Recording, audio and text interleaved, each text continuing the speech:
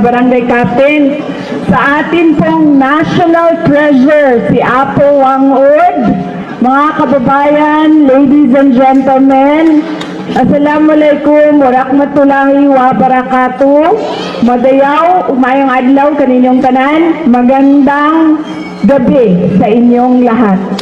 Magandang gabi po. Unahin ko po muna ang 5. Ngayon namang linggo na ito ay nagpapasalamat kami sa Diyos dahil nabigyan kami ng pagkakataon na bumisita dito sa inyo sa Buskalan, Kalinga.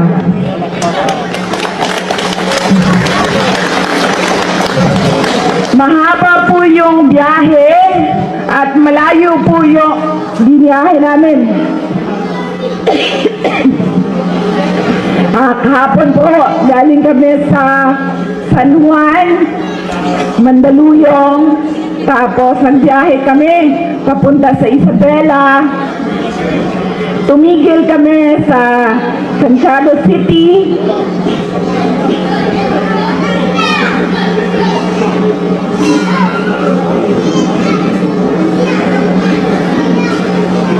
Tumigil kami sa Santiago City, Isabela, at binisita namin yung mga kaibigan namin doon sa Isabela na tumutulong at kaibigan ng pamilya namin at kaibigan ng opisina ng Vice President. Pitong oras po yung biyahe namin mula Mandaluyong papuntang Santiago City.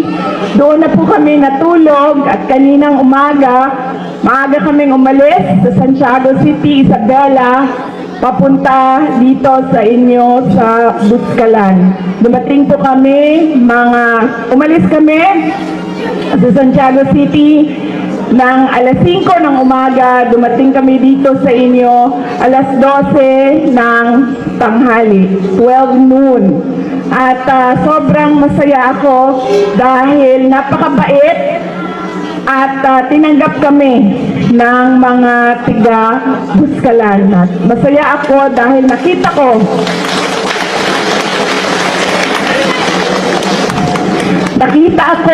yung resiliency ng inyong lugar dito sa Buskalan. At nakikita ko yung pagkakaisa at pagtutulungan ninyo para sa inyong komunidad, lalong-lalo na sa mga bisita na gustong makita ang inyong lugar at makilala si Apo Wang-Od.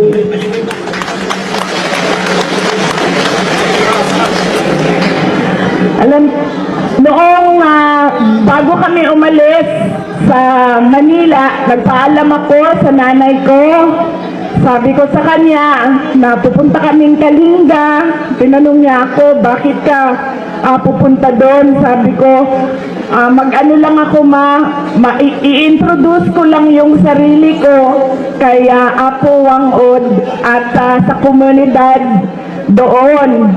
At sinabi ng nanay ko, sabi niya, kilala ko si Apo Wang-Od, wag mo nang dagdagan ang mga tattoo mo. Yan ang sinabi ng nanay ko. So, ilang beses niya sinabi, noong nagpaalam ako, noong ilang mga araw, nangamusta siya sa akin, inulit na naman niya, sabi niya, huwag ka na magpatato.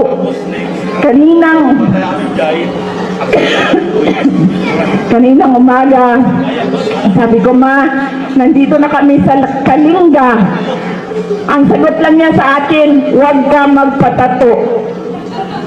Pero kanina, hindi ako nakapila para magpatato. Sinusuportahan ko lang yung mga kasamahan namin na gustong magpatato dahil nga ayaw ko na hindi sundin ang sinasabi or utos ng nanay ko. Pero noong nakatatlong beses na si Apo Wang-Od na halika, kailangan mo magpatato. Sabi ko sa kanya noong una, sabi ko, pasensya na. Sabi ng mama ko, huwag ko na daw dagdagan yung mga tato ko. Tapos, ulit naman siya, halika. Sabi ko, magpaalam muna ako sa nanay ko. Nung pangatlo, sabi niya, halika. Sabi niya, itago lang natin para hindi makita ng nanay mo. Sa pang-apat, hindi na ako nakahindi dahil ang isang senior citizen na mismo ang apat na beses na nagsabi na tatuan kita. Kaya masaya din ako dahil meron din ako tulad ninyong lahat na tato ni Apo Wangod. Maraming salamat po, Apo.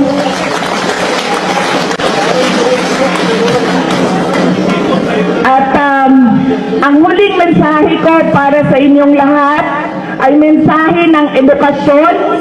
Lahat po ng mga tiga dito sa Buskalan, gusto kong maintindihan ninyo na napakahalaga ng edukasyon sa buhay ng mga anak ninyo.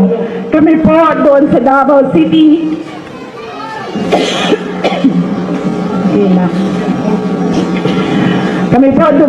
City, bago po ako bumaba as mayor, natapos namin ang City College of Davao.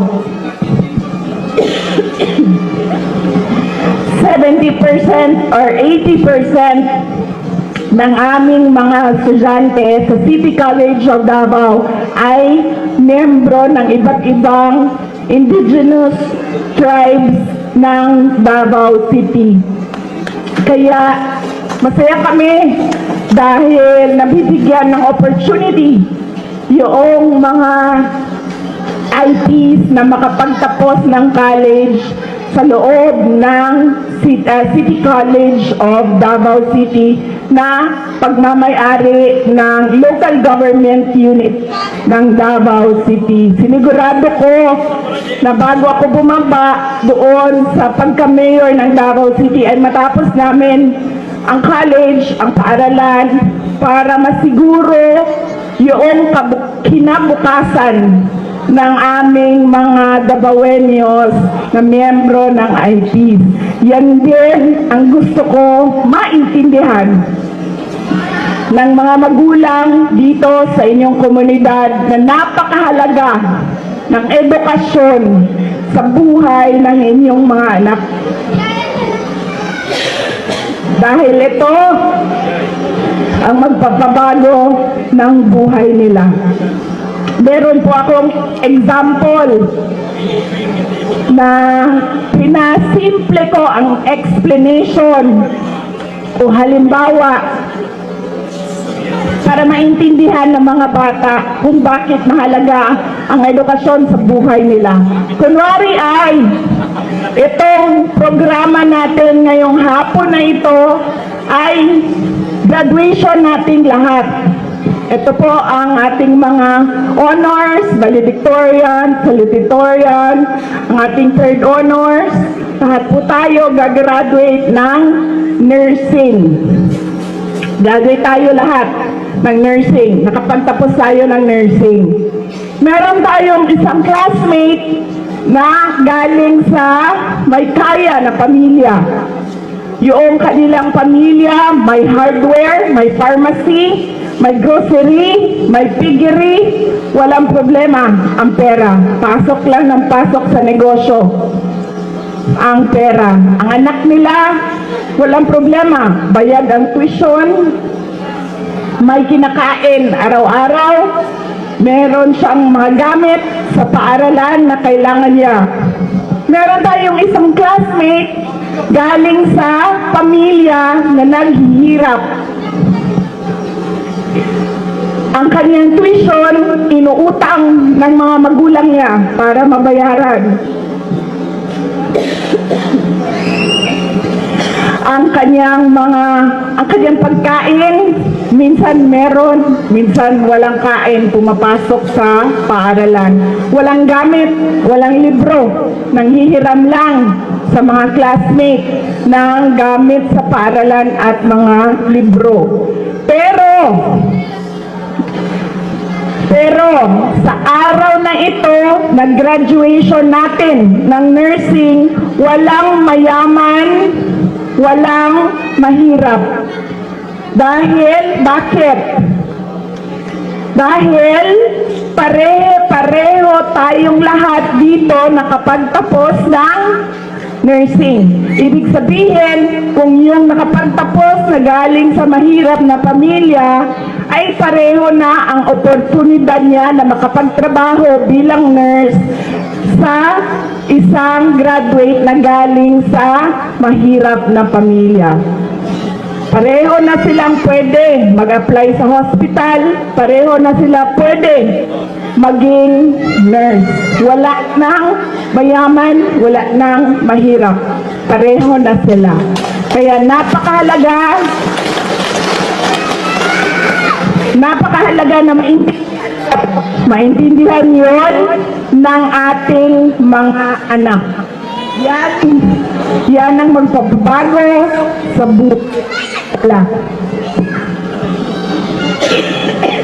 Ulitin ko, masaya ako na nakasama ko kayo ngayong gabi, kayong lahat ngayong gabi dito sa Buskalan, at nagpapasalamat ako sa pagtanggap ninyo dito sa amin. Magandang gabi, maraming salamat sa inyong lahat.